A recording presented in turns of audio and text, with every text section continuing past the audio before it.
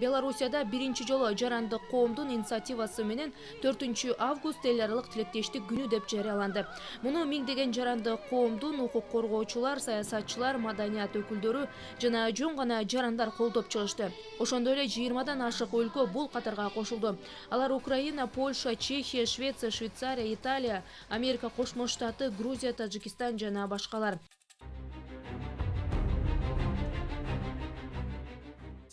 Сиздер көрүп жаткан тасма 6-чы бир дүйнө адам укуктары боюнча даректөө тасмалардын эл аралык фестивалында көргөзүлгөн.